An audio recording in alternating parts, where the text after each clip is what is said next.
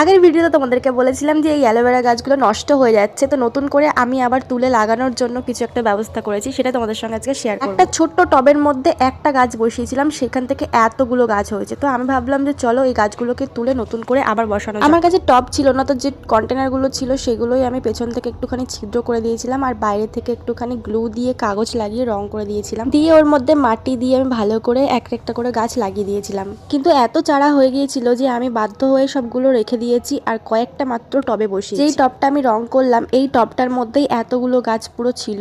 আর সত্যি কথা বলতে এতগুলো গাছের চোটে না শিকড়ই শুধু ছিল, ওর মধ্যে মাটিই দেখা যাচ্ছিল। তো আমি ঠিক করেছি যে আপাতত এই কন্টেনারগুলোর মধ্যেই থাকুক, যখন টব কিনবো তখন এগুলোকে আবার টবের মধ্যে বসিয়ে দেবো। এইসব কাজ করা মানে অনেকটাই সময়ের প্রয়োজন, যেটা আমার পক্ষে হয়ে ওঠে না আর আমার বাবাও সময় পায় না, যার কারণে এই গাছগুলোর এই অবস্থা। এখন অনেকগুলো গাছ লাগাতে বাকি আছে, সেগুলো তোমাদের নেক্সট পার্টে দেখাবো। দেখা হচ্ছে নেক্সট ভিডিওতে। বাই।